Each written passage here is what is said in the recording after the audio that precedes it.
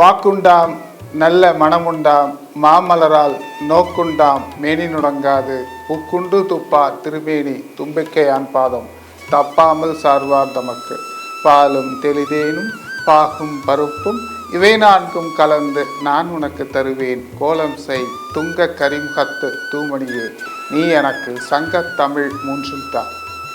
உலகெங்கும் இருக்கக்கூடிய ஆலய தெய்வம் தொலைக்காட்சியின் ரசிக பெருமக்களுக்கு என் பணிவான வணக்கத்தை சொல்லி, தினம் ஒரு திருக்கோயில் என்ற தலைப்பில் ஒவ்வொரு நாளும் ஒரு திருக்கோயிலை தரிசிக்க இருக்கிறோம். இன்று நாம் தரிசிக்க இருக்கக்கூடிய அற்புதமான தொன்மையான சிவாலயம் அருள்மிகு பாடலீஸ்வரர் திருக்கோயில், கடலூர். அம்பிகையினுடைய பெயர் பெரிய நாயகி, அருந்தவ நாயகி என்று அகிலமே போற்றக்கூடிய அற்புதமான ஒரு சிவத்தலம், தொன்மையான சிவத்தலம். அன்னை பராசக்தி அகிலாண்ட கோடி பிரம்மாண்ட நாயகியாக திகழ்கின்ற அருள்பாலிக்கக்கூடிய அன்னை பராசக்தி கன்னியாகுமரியில் நித்தம் தவம் செய்யும் குமரி அன்னையாக பெற்றிருக்கின்றார். காஞ்சியிலே ஊசி முனையில் தவம் செய்கின்றார் அன்னை பராசக்தி. இங்கே ஒரு அதிசய நிகழ்வு, அதாவது அன்னை பராசக்தி ஈஸ்வரரை அடைவதற்காக கடுந்தவம் புரிந்த ஒரு ஒப்பற்ற திருத்தலம் அருள்மிகு பாடலீஸ்வரர் திருக்கோயில். இங்கே பாதிரி மரம், பாதிரி காடாக இருந்த சூழலில் பாதிரி மரத்தின் கீழே அன்னை பராசக்தி அருந்தவ நாயகியாக அருள்பாலிக்கின்றார். அதாவது பார்த்தீங்கன்னு சொன்னால், இந்த பாதிரி மரத்தில் 12 வகையான மலர்கள் பூக்கும். அந்த 12 வகையான பூக்களை கொண்டு அம்பிகை ஈஸ்வரருக்கு அர்ச்சனையும் வழிபாடும் தவம் இருந்த புராண செய்தியை நாம் பன்னெடுங்காலமாக இங்கே வழிபடுகின்ற ஒரு காட்சியை நாம் பார்க்கலாம். அதாவது இந்த கோயிலுடைய சிறப்பு என்ன, இந்த கோயிலுக்கும் புராணத்திற்கு என்ன சிறப்பு என்று நாம் பிரித்து பார்த்தால் மிக அதிசயமாக இருக்கும்.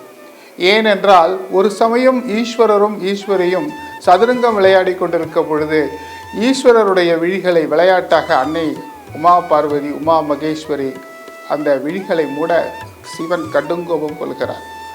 உடனே எல்லா உலகங்களும் அதிர்கின்றன, ஒளி இழக்கின்றன.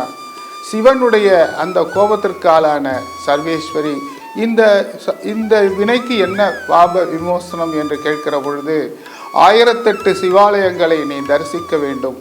1008 சிவாலயங்களை தரிசித்து வரும் பொழுது எந்த ஒரு சிவாலயத்தில் உனது இடது கண்ணும் இடது தோளும் துடிக்கின்றனவோ அந்த இடத்தில் இருந்து தவம் செய்து என்னை வந்து அடை என்று சொல்கிறார். அதுபோன்றே அன்னை பராசக்தி 1008 சிவாலயங்களை தரிசித்து வருகிற பொழுது கடலூரிலே உள்ள அந்த பாடலீஸ்வரர் திருத்தலத்தை வருகிற பொழுது அன்னை பராசக்தியினுடைய அந்த இடது விழிகளும் இடது தோளும் துடிக்க, இங்குதான் நாம் தவம் செய்ய வேண்டிய பொருத்தமான திருத்தலம் என்று பாதிரி மரத்தின் கீழே அழகாக, அமைதியாக, ஆனந்தமாக, பக்தி சிரத்தையோடு அந்த பெரிய நாயகி அம்மன் அங்கே கடுந்தவம் இருக்கின்றார்கள். அந்த தவத்தை மெச்சி சர்வேஸ்வரன் தன்னுடைய பராசக்தியாக இருக்கக்கூடிய அகிலாண்ட கோடி பிரம்மாண்ட நாயகியாக இருக்கக்கூடிய அன்னை பராசக்தி தன் இடப்பாகம் கொடுத்து தனது உடலிலே இடப்பகத்தை தந்து அருளினார் சர்வேஸ்வரன். இப்படிப்பட்ட புராண செய்தியும் இங்கு நாம் காணலாம். அதோடு மட்டுமல்ல, சமணர்களால் பெரிதும் துன்பம் இழைக்கப்பட்ட நாவுக்கரசர், சமண சமயத்திலே இருந்து சைவ சமயத்திற்கு வந்த திருநாவுக்கரசர், அப்பையென்று போற்றப்படுகிற திருநாவுக்கரசர் கரையேற்றி வைத்த ஒரு அருமையான தலம் கரையேற விட்ட குப்பம் என்ற ஊரும் இருக்கிறது. இங்கே நாவுக்கரசர் கரையேறி மாசில் வினையும் மாலை மதியமும் வீசு தென்றலும் வீங்கில வேனிலும் மூசு வண்டரை பொய்கையும் போன்றதே ஈசன் எந்தை இணையடி நிலை என்று பாடுகிறார். அதோடு மட்டுமல்ல, நாவுக்கரசரை கல்லை கட்டி கடலிலே தூக்கி போட்ட பிறகும் கூட நமச்சிவாய பதிகத்தை பாடி கரையேறுகிறார். அதாவது கற்றுணை புட்டியோர் கடலில் வாய்ச்சினும் நற்றுணையாவது நமச்சிவாயமே என்று கரையேறுகிறார். கல்லையே தெப்பமாக கொண்டு கரையேறுகிறார். ஏனென்றால் இறைவனை, தென்னாடுடைய சிவனை, எந்நாட்டவரும் போற்றக்கூடிய சிவனை, சர்வேஸ்வரனை திருமுறை பாடி, திருப்பதிகங்கள் பாடி நாவுக்கரசர் மட்டுமல்ல, ஞானசம்பந்தர், சுந்தரர், திருஞான சம்பந்தர் என்று போற்றப்படுகிற அற்புதமான ஒரு நாயன்மார்களில் ஒருவராக இருக்கக்கூடிய அத்தனை நால்வரும் 63 நாயன்மார்களும் வந்து காதலாக்கி கசிந்து கண்ணீர் மல்க வழிபட்ட ஒரு அற்புதமான திருத்தலம் இந்த பாடலீஸ்வரர் திருத்தலம்.